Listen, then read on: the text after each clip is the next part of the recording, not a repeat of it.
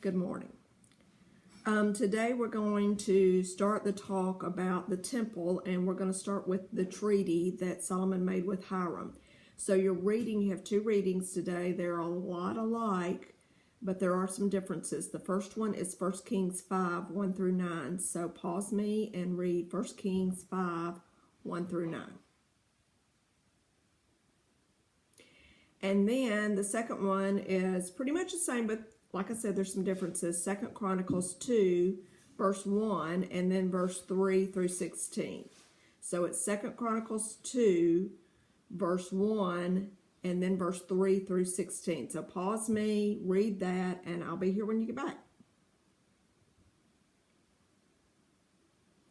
Okay, so this treaty or contract is with Hiram, and who is Hiram? So some commentators say it's probably not the same Hiram as David.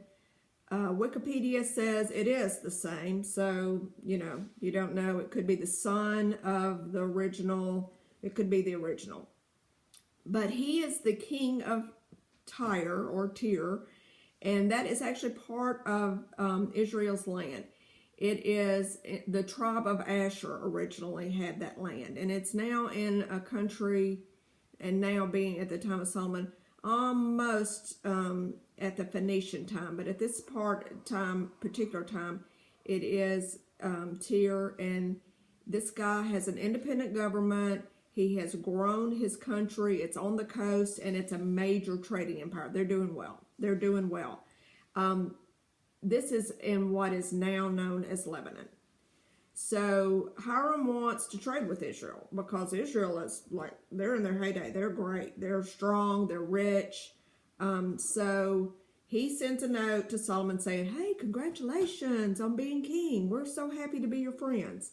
And Solomon replies, thanks. I'm going to build a temple to God. And I'm giving orders. I want you to give the orders that the cedars be cut. Now, this is kind of an important part.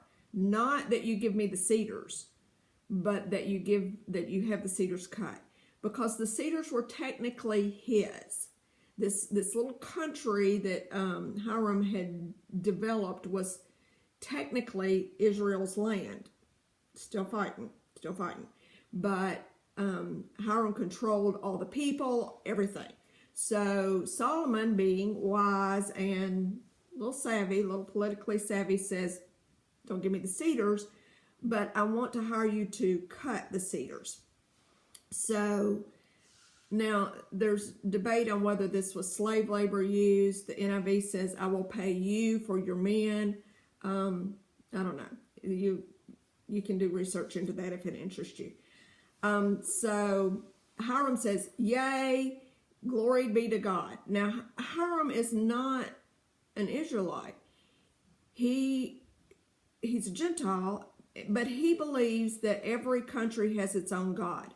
And he believes it. So he believes in God, the God of Israel, but he thinks that the God of Israel is only looking out for Israel and that every other country needs its own God. So he had a strong belief. Yeah, we're all about you worshiping your God. That's your country, go for it. So this tree cutting business is a lot harder than it sounds. The trees were cedar, which cedar is a strong, sound, fragrant wood, and it had to be cut in the autumn or the winter in the wane of the moon. It had to be cut, obviously, from the outside in, obviously. But then before it was actually cut, it was left to dry. And I don't know how long, but it had to dry there. And then when they finally cut it down, it could not be dragged through the dew, so it couldn't get wet. So after it was cut, the log was not to be exposed to southern sun, to high winds, or to rain, and it was covered in cow dung. There's a cow behind me right there. Cow dung to prevent it from splitting.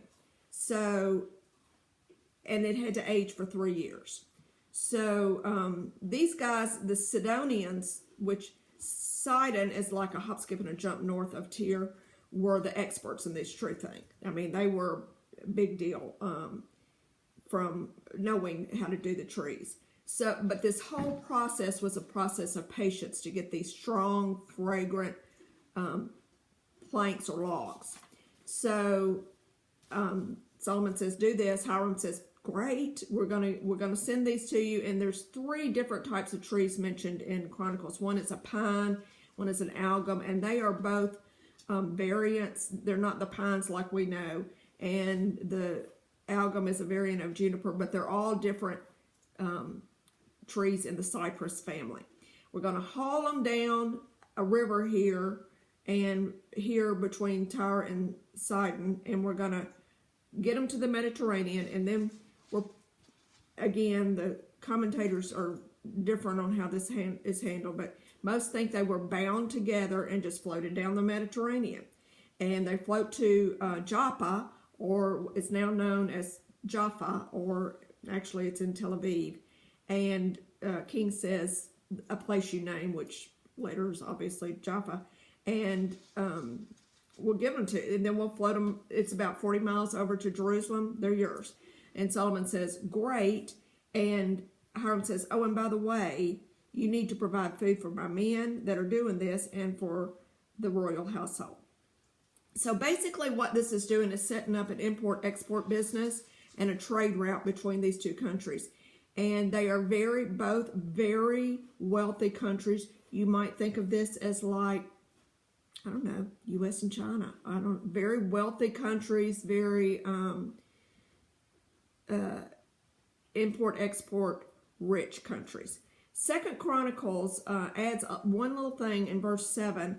It says that I need a man. Solomon says, I need a man. One man, it says, a man, who is gifted and skilled in gold, silver, bronze, and iron, which is a pretty gifted man. Oh, and by the way, he needs to be great at purple, crimson, and blue yarn. Oh, and he needs to be an engraver. And he's going to work with my skilled craftsmen, many men. So you think, can one man do this? Well, obviously so, because Hiram says, yeah, I'm sending you Hiram Abi.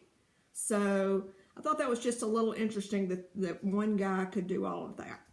Anyway, tomorrow we move on to the actual start of the temple and the construction of the temple, and I'll see you then.